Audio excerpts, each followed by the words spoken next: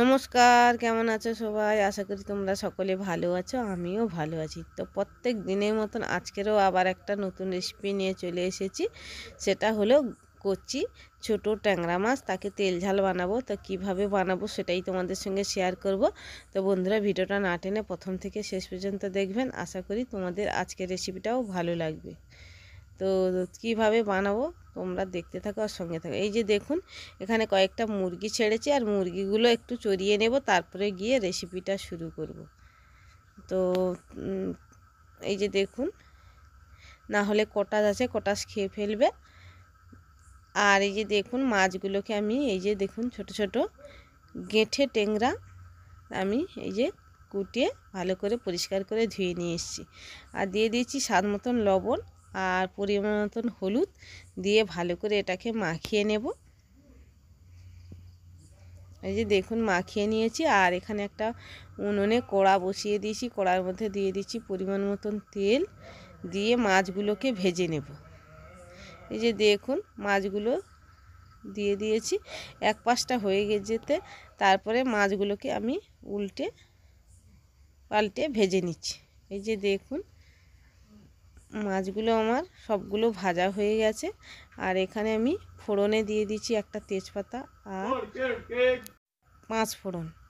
আর এখানে দেখুন, আমি বড় দুটো সাইজের পেঁয়াজ কেটে নিয়েছি। পেঁয়াজটাকে একটু তেলে লাল লাল করে ভেজে নেব। আর এই যে দেখুন, সবগুলো মাছ আমি ভেজে তুলে নিয়েছি।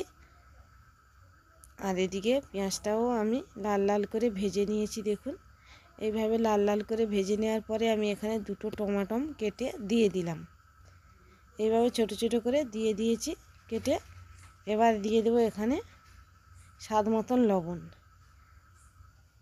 তো ক্যামেরাটা একটু দেখানো হয়তো অসুবিধা হচ্ছে দেখার তোমাদের, আমি একাই ভিডিও করছি আর একাই ক্যামেরাটা ধরছি, তার জন্য হয়তো একটু সমস্যা হতে পারে।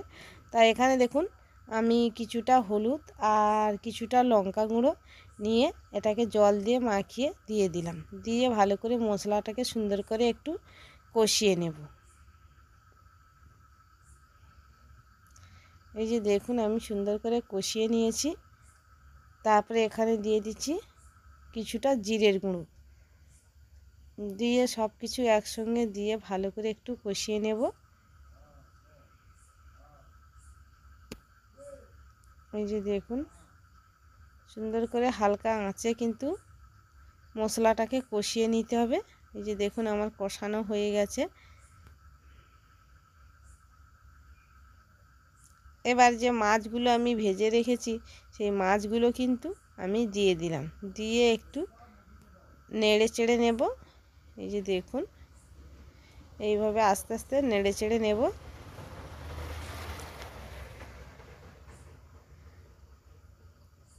হালকাভাবে এটাকে নেড়ে চেড়ে নিতে হবে।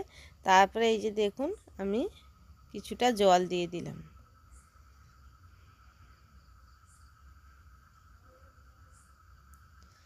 জলটা দিয়ে দিয়েছি। এবার এটাকে আমি ফুটিয়ে নেব 6-7 মিনিট।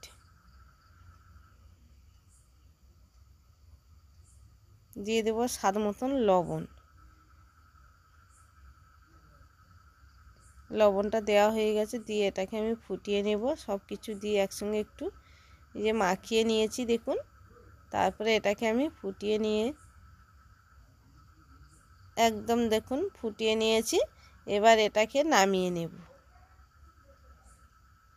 একদম গায়ে মাখামাখি হয়ে আসলে তখনই এটাকে নামিয়ে নিতে হবে। এখন দেখুন, নামিয়ে নেওয়ার পরে দেখতে দেখুন কতটা লোভনীয় হয়েছে। তো আজকের রেসিপিটা তোমাদের কাছে কেমন লেগেছে অবশ্যই কমেন্ট করে জানাবেন। আর তোমাদের কাছে যদি ভালো লেগে থাকে চ্যানেলটিকে অবশ্যই সাবস্ক্রাইব করে সঙ্গে থাকবেন। ভিডিওটা প্রথম থেকে শেষ পর্যন্ত দেখার জন্য অনেক অনেক ধন্যবাদ। দেখা হবে অন্য একটি রেসিপির সঙ্গে।